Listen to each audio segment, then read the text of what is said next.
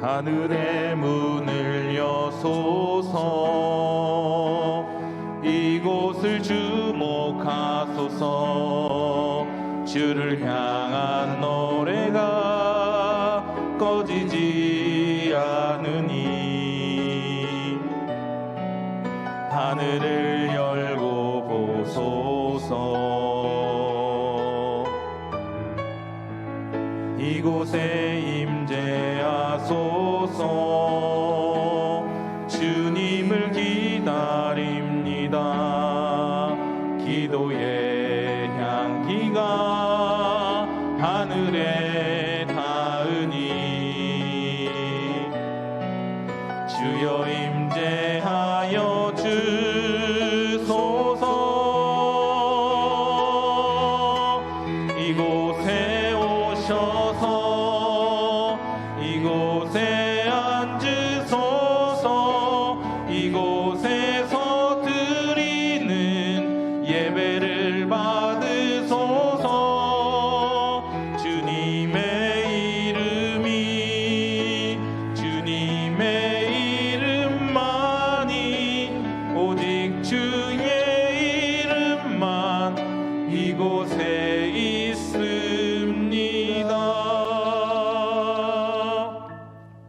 하나님은 우리의 피난처시요 힘이시니 환난 중에 만날 큰 도움이시라.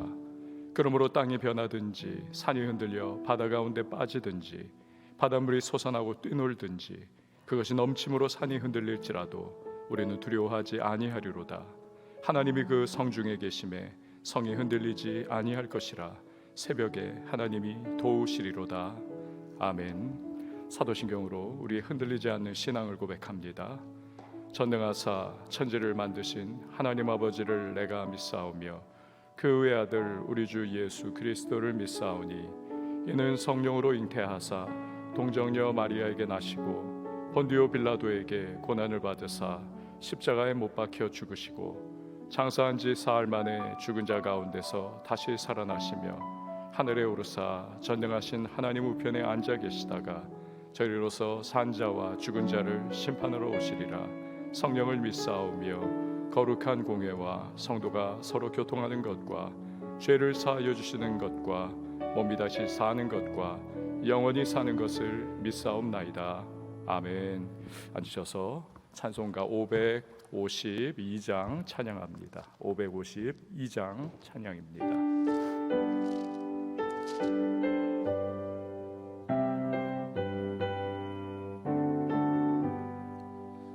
아침 해가 돋을 때 만물 신선하여라. 나도 세상 지낼 때 햇빛 되게 하소서.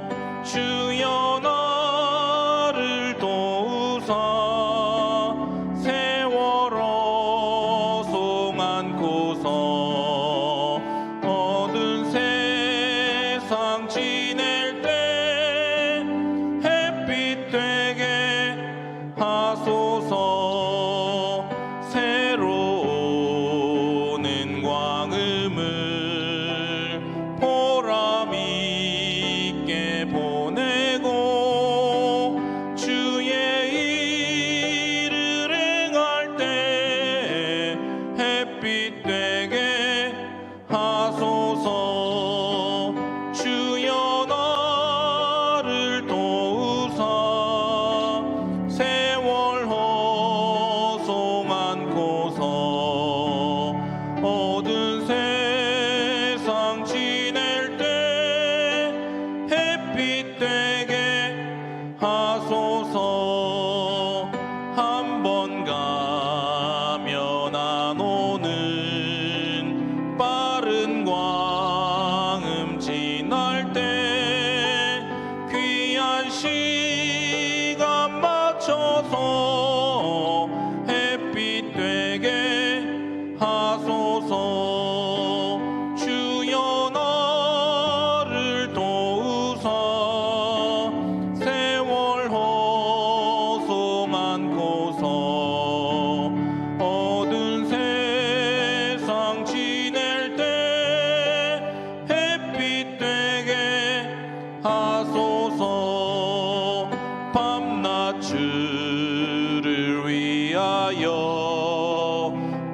영과 마음을 드리고 주의 사랑 나타내 햇빛 되게 하소서. 주여 나를 도우사 세월 허송 않고서 어두운 세상 지낼 때 햇빛 되게 하소서.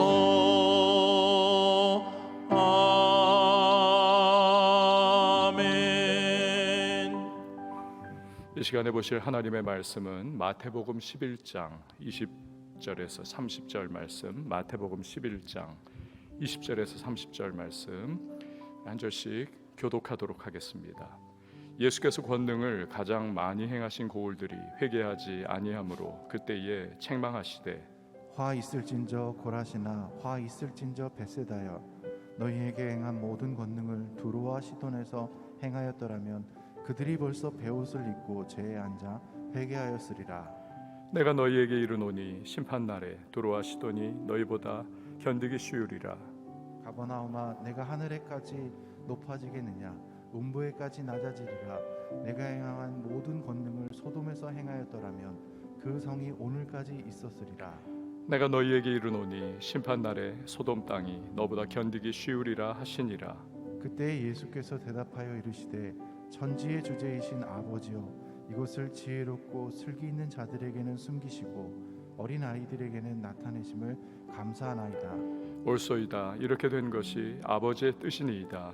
내 아버지께서 모든 것을 내게 주셨으니 아버지 외에는 아들을 아는 자가 없고 아들과 또 아들의 소원대로 계시를 받는 자 외에는 아버지를 아는 자가 없으니라.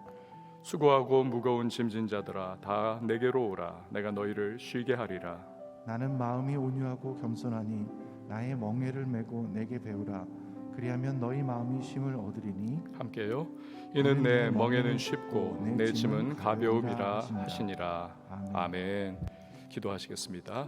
드린 예물 감사 헌금, 예배 헌금, 주일 헌금, 1,000번째 서원 헌금, 11조 헌금, 선교 헌금 봉헌합니다. 하나님, 오늘도 새로운 하루를 허락해 주시고 주의 은혜 가운데에 기도함으로 열게 하시니 참 감사합니다.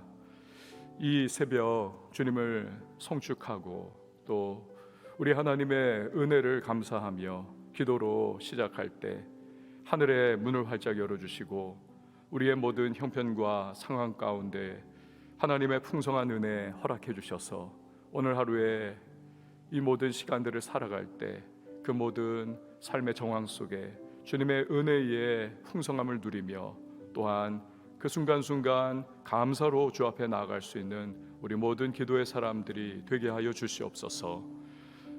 우리를 얽어매고 있는 모든 답답한 현실들과 또한 눈을 들어보면 우리를 옥조이고 있는 모든 삶의 문제들 힘들고 어렵지만 그럼에도 불구하고 주님의 예비하신 은총이 있기에 오늘도 다시 한번 힘을 냅니다. 성령님 담대하게 하시고 또한 우리로 새로운 기름 부으심으로 함께해 주셔서 이 하루 넉넉하게 달려갈 수 있도록 하시고 기도 가운데에 그 하나님 아버지의 나를 향한 사랑을 다시 한번 신뢰하면서 삶의 모든 자리 힘차게 전진하는 주님의 사람들이 되게 하여 주시옵소서. 특별히 이 한 주간 설 명절을 우리 앞두고 있습니다. 많은 거리가 또한 있기에 우리가 가지 못하고 만나지 못하지만 그러나 위로케 하시는 주의 성령께서 우리 모든 성도님들 마음과 심령을 주께서 평강 가운데 인도하시고 기도하면서 간구할 때에 모든 일가에 주님의 평안이 임할 수 있는 우리 기도의 풍성한 열매를 맛보게 하여 주시옵소서. 주님 오늘도 주의 말씀 속에 우리 인생의 해답을 얻게 하시고 또 기도의 제목을 얻게 하시며 말씀 붙잡고 나아가는 인생 발걸음에 주 하나님의 은혜의 역사가 임하게 하여 주시옵소서. 드린 귀한 예물들이 있습니다. 믿음 담고 또 소망 담고 주 앞에 감사함 담아 봉헌하오니 연락하여 주시고 하늘의 신령한 은혜와 땅의 기름진 복을 더하시며 또한 우리 하나님 아버지께서 여호와 일의 능력으로 늘 채우시고 공급하심을 경험케 하여 주시옵소서. 오늘도 새벽을 섬기는 반주자에게 주의 위로와 강건함을 주시고 마음에 품은 기도의 제목 주께서 연락하시고 응답하여 주시옵소서. 이후에 모든 시간 주께 맡겨드리며 예수님의 이름으로 기도합니다. 아멘. 여러분, 예수님의 성품은 어떤 것일까요? 우리가 생각하고 있는 많은 부분들이 있죠. 그런데 갈라디아서를 보면 성령의 9가지 열매가 나오지 않습니까? 그 9가지 열매를 우리가 이렇게 묵상을 해보면 예수님의 성품은 이런 것이겠구나, 우리 아주 구체적으로 알 수가 있습니다. 갈라디아서 5장 22절과 23절인데요. 오직 성령의 열매는 사랑과, 예수님 한번 다 생각하시면서 이걸 한번 들어보세요. 9가지 열매죠. 사랑과 희락과 화평과 오래 참음과 자비와 양선과 충성과 온유와 절제니 이 같은 것을 금지할 법이 없느니라. 그러니까 예수님의 성품을 그대로 우리에게 이렇게 그 열매가 어떻게 나타날 것인가 보여주는 것이죠. 자, 이런 예수님을 만난 사람들마다 그래서 깊은 감화 감동을 받고 또 삶이 변화되는 것을 경험을 했지 않습니까? 그런데 때때로 이렇게 참 좋으신 예수님, 늘 위로하시고 사랑하시고 품어주시는 예수님이신데 어떤 경우에는 굉장히 누군가에 대해서 책망하시고 뭐 독사의 자식들아 회칠한 무덤아, 보통 사람들 이거 참 쓰기 어려운 그러한 그 당시로서는 뭐 완전히 막 그냥 뭐 이렇게 표현해도 될까요? 쌍시옷자 들어갈 수 있는 뭐 그 당시의 느낌과 어감으로 받으면 그러한 말들을 막 쏟아내셨던 대상들이 있습니다. 바로 외식하는 사람들이죠. 굉장히 책망하시지 않았습니까? 아주 그냥 옆에서 듣고 있던 제자들이 막 심장이 이거 뛰어가지고, 야, 이거 큰일 났다, 이거 수습을 어떻게 해야 되나, 막 그 정도로 그렇게 들렸을 겁니다. 근데 또 다른 대상들에 대해서도 우리 예수님께서 심각한 책망을 하셨는데 그게 바로 오늘 나오는 그러한 내용입니다. 자, 20절에서 22절 말씀을 보시기를 바랍니다. 예수께서 권능을 가장 많이 행하신 고을들이 회개하지 아니하므로 그때 책망하시되 화 있을진저 고라시나 화 있을진저 벳세다야, 너희에게 행한 모든 권능을 두로와 시돈에서 행하였더라면 그들이 벌써 베옷을 입고 지혜에 앉아 회개하였으리라. 내가 너희에게 이르노니 심판 날에 두로와 시돈이 너희보다 견디기 쉬우리라. 아멘. 어떤 대상에 대한 책망입니까? 회개하지 않는 그런 사람들이지요. 그러한 집단들, 그러한 고을. 특별히 그냥 회개하는 것, 그걸 기대하는 것이 아닙니다. 예수님께서 많은 권능을 행하시는 것을 직접 보고 체험하고 들었고 겪었던 사람들입니다. 그럼에도 회개하지 않는 자들, 그들을 향해서 우리 예수님께서 그냥 직설적인 그러한 폭격을 가하고 계시는 겁니다. 그 대표적인 게 바로 고라신과 벳세다 사람들이더라는 거죠. 이 고라신은 가버나움 지역, 예수님의 주 무대에 고 북서쪽으로 2마일 정도 가면 한 뭐 4km 정도 되나요? 그 정도 나오는 동네입니다. 그러니까 벳세다는 베드로와 또 안드레와 빌립의 고향이었습니다. 그러니까 예수님께서 뭐 그 지경인 거죠. 예수님의 주 무대의 지경들, 이 동네에서 많은 권능을 행하시고 또 말씀을 전하셨습니다. 여러분, 비가 막 쏟아집니다. 어떻습니까? 두 종류가 되지요. 옥토가 되는 그러한 땅이 또 생기지요. 비가 많이 오면. 그러나 또 다른 땅은 어떻습니까? 비가 많이 오면 이 땅이 더 딱딱해지는 겁니다. 아예 그냥 이거는 그냥 더 이상 어떻게 할 수 없는. 그러니까 이들 고라신과 벳세다는 후자였던 거지요. 어떤 동네보다도 회개와 자복하는 역사가 정말 이게 더 마음이 굳어져 버리더라는 겁니다. 안 일어나더라는 것입니다. 그러니까 예수님이 이들을 무겁게 책망을 하시는 겁니다.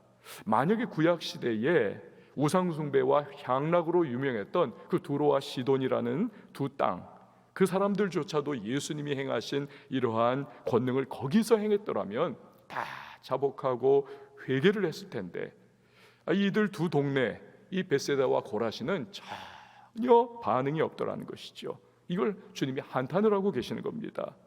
그래서 심판의 날이 되면 오히려 두려워하시더니 정말 너희들보다 심판이 약할 거다.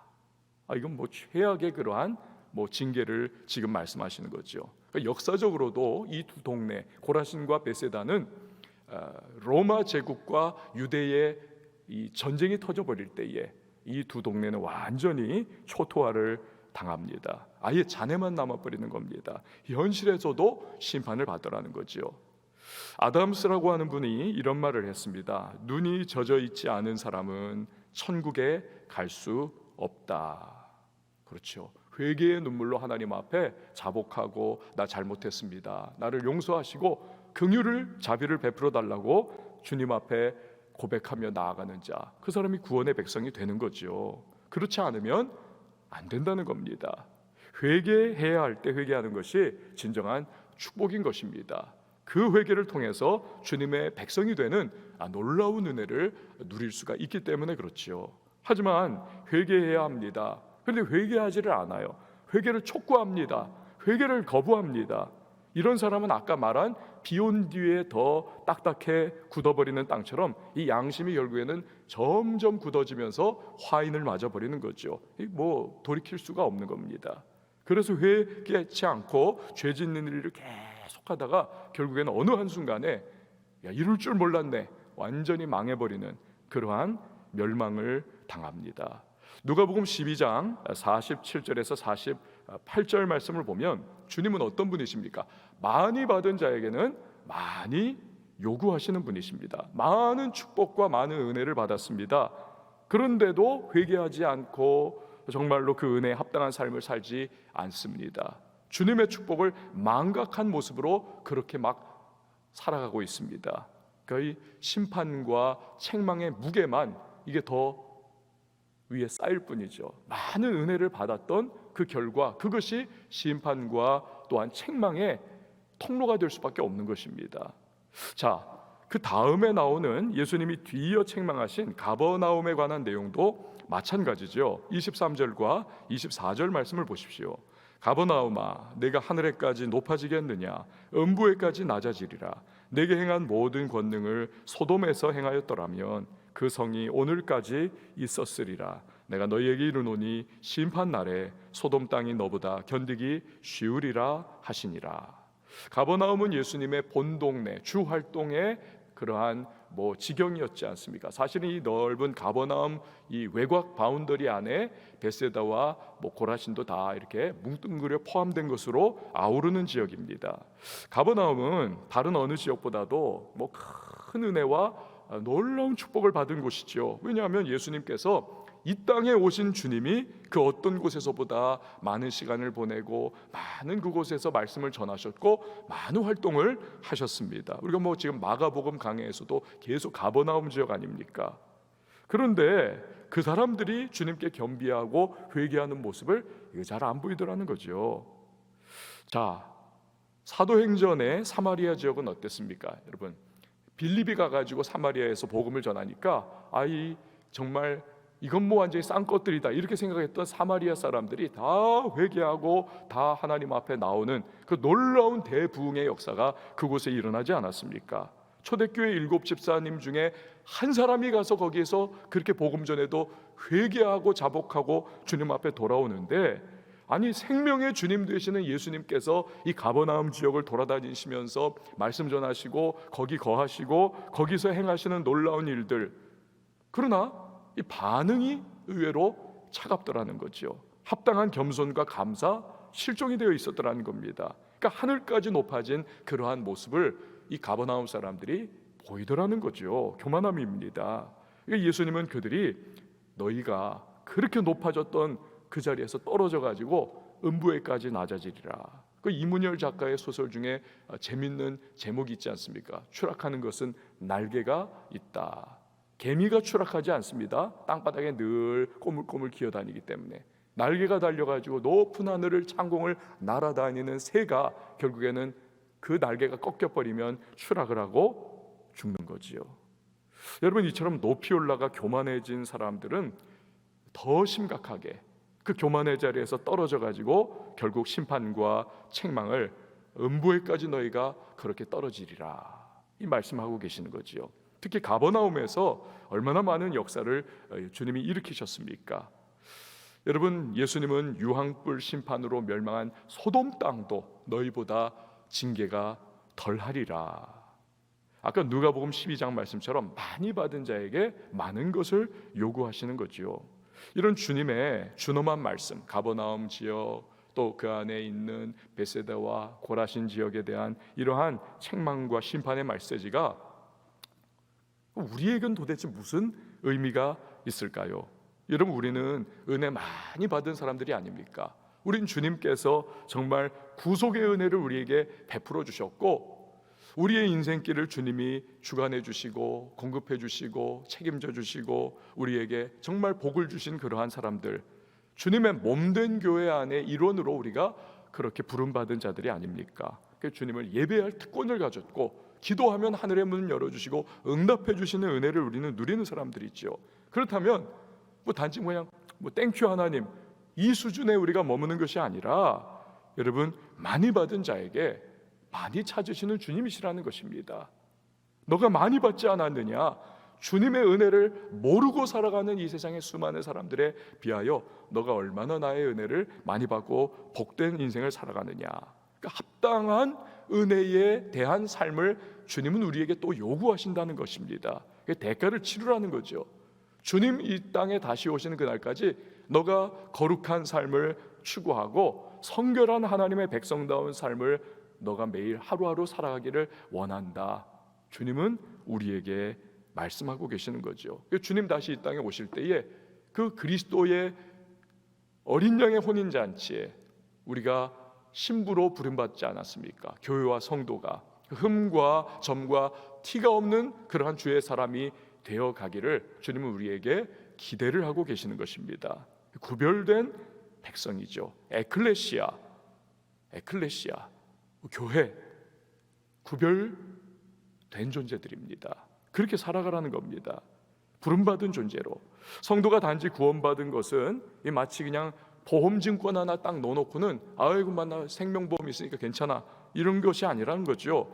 거룩하고 성결한 하나님의 백성다운 모습으로 살지 않는다면 이건 절대로 주님이 원하시는 모습이 아니라는 것입니다. 세상의 정욕과 썩어져갈 욕심에 빠져가지고 살아가면서 회개의 은혜 가운데에 날마다 나아가지 않는다면 결국 어느 순간에는 양심이 점점 무뎌지면서 화인 맞아 가는 백성이 될 수밖에 없는 거지요. 어쩌면 내가 받았다라고 하는 그 구원, 이게 진짜 구원받은 것은 아닐지도 몰라요. 그렇게 살아간다면 이 양심에 화인 맞아가고 회개의 촉구가 있음에도 불구하고 그 회개를 하지 않아요. 그리고 주님 앞에서 계속 그 길로 나간다, 그 삶의 패망의 길로 나간다, 이 진짜 구원은 안 받았을지도 모른다는 사실입니다. 구원 무늬만 있을 뿐. 여러분, 야고보서에서 말씀하셨듯 행함으로 그 믿음을 드러내지 않는다, 그 믿음은 가짜 믿음일 수 있다는 것입니다.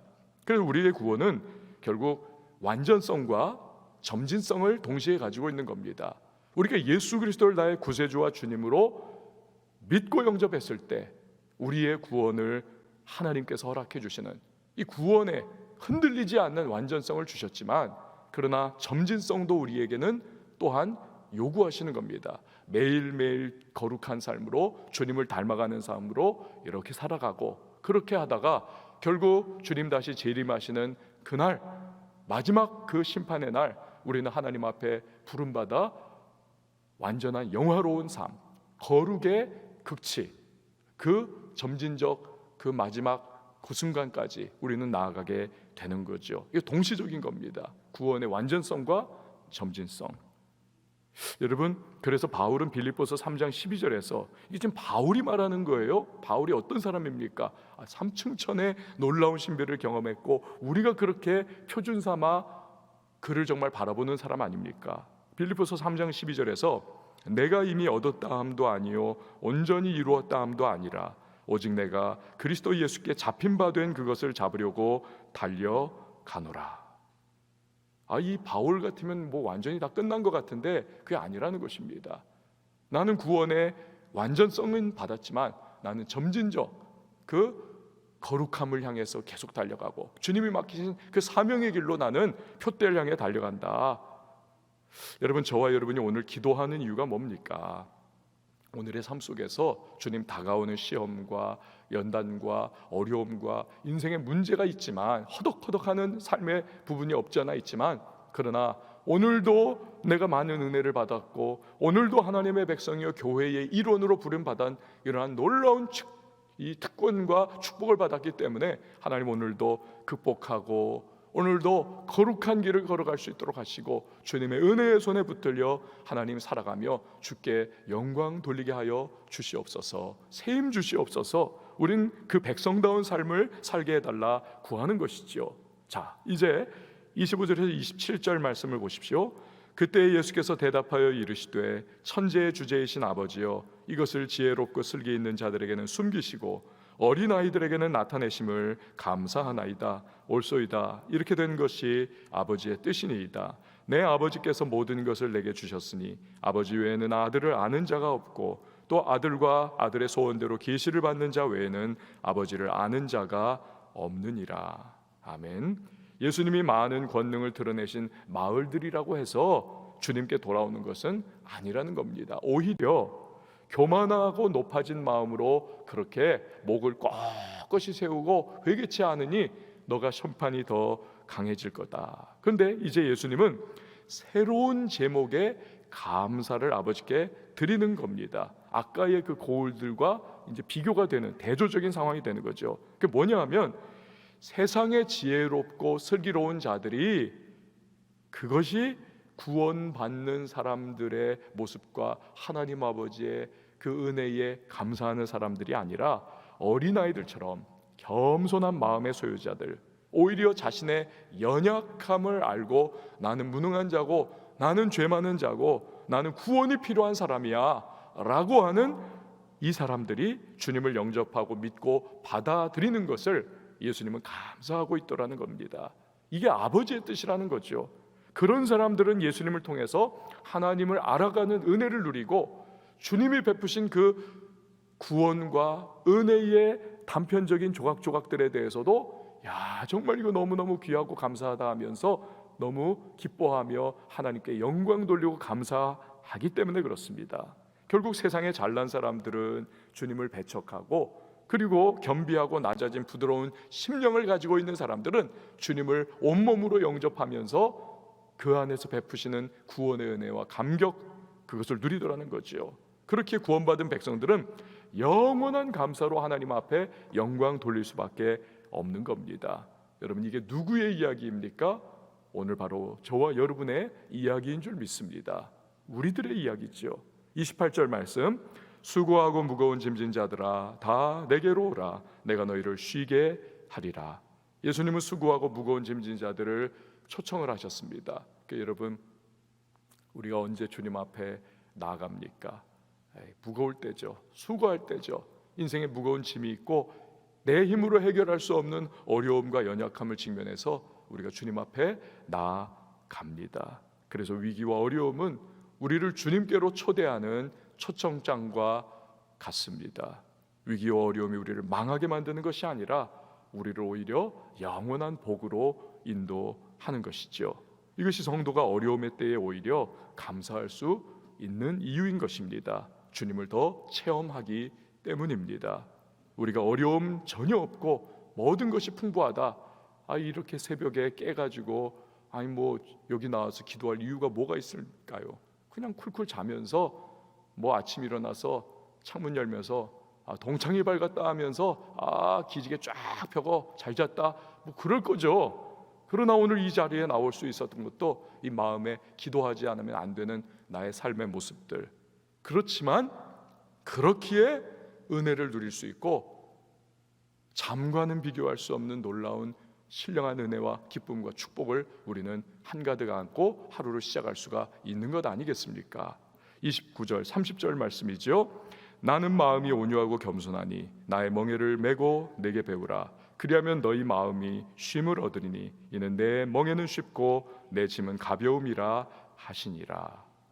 예수님 당시에 새끼소를 농사를 이제 짓도록 훈련시키는 방법을 지금 예수님이 그 문화적인 배경 안에서 예수님이 말씀하시면 사람들이 다 저거 하면서 알아듣는 겁니다. 그것은 어미소와 함께 새끼소를 함께 멍에를 씌우는 겁니다. 새끼소는 자기가 멍에를 쓰니까 이게 지금 자기가 일하는 줄 알아요. 그런데 사실은 모든 무게는 어미소에게 다 얹혀 있는 겁니다. 새끼소는 가라 멍에를 등에 그냥 업고만 있을 뿐이에요. 그냥 슬쩍 힘이 안 갑니다. 그런데 어미소가 그렇게 나가고 이렇게 갈리고 막 하는 그러한 농사에 동참하는 그 상황 속에서 어미소를 이렇게 곁눈질해서 보면서 배워가는 것입니다. 어느 날 자기가 그 일을 넉넉히 해나가는 거죠. 예수님이 지금 그 이야기 하시는 겁니다. 예수님과 동행하면서 너희가 따라오면 된다는 겁니다. 예수님과 동행하면서 제자의 삶을 배워가면 된다는 것입니다. 예수님이 씌우시는 짐은 멍에는 가볍다는 겁니다. 왜요? 예수님이 다 짊어져 주셨기 때문에 십자가로 다 우리의 죄의 무거운 짐, 우리의 인생의 고난의 짐 기도하면서 주님의 길 따라가면 그러면 된다는 겁니다. 그러면 도와주신다는 거죠. 그렇게 주님 따라서 멍에를 지고 가다 보면 고단한 인생길이지만 쉼과 안식이 있습니다. 주님께서 내 무거운 짐을 다 짊어져 주시기 때문에 우리는 천국까지 잘 당도하게 될 것입니다. 어거스틴은 이런 말을 합니다. 예수님의 멍에는 새의 날개와 같다. 새에게 날개가 거추장스러울 수 있지만 그 날개 때문에 날아가는 것이다. 여러분, 마찬가지로 우리가 멍에를 매면 예수님을 닮아갑니다. 천국문에 이르릅니다. 그렇지 않고는 다른 방법이 없습니다. 다른 방법 없어요. 무디 목사님은 또 말합니다. 예수님은 죄인의 짐을 없애시고 대신 순종의 짐을 지우신다. 이건 뭐 차원이 다른 겁니다. 차원이 다른 거죠. 예수님은 우리의 짐을 짊어져 주시는 대신에 이제는 멍에를 메고 나를 따라와라. 그러면 내가 너를 인도해 줄 거야. 거룩하게 해줄 거야. 성결하게 해줄 거야. 천국에 들어갈 백성다운 모습으로 변화받는 것입니다. 여러분, 새로운 하루가 이렇게 시작이 됐습니다. 많이 받은 자에게 많은 것을 주님이 또 요구하십니다. 은혜 받은 백성다운 모습으로 저와 여러분이 살아가실 수 있기를 바랍니다. 기도 가운데 때를 따라 돕는 주의 은혜를 우리 구하면서 내 능력이 아니라 주님이 메우신 그 순종의 멍에를 우리가 메고 주님 따라서 눈물 나는 현실 주 앞에 맡겨드리면서 수고하고 무거운 짐진 자들 내게 오라 하신 그 주님을 신뢰하며 그분 안에 영적 쉼을 누리며 나갈 수 있는 저와 여러분이 되실 수 있기를 바랍니다. 우리 시간에 함께 찬양하시고 기도하겠습니다.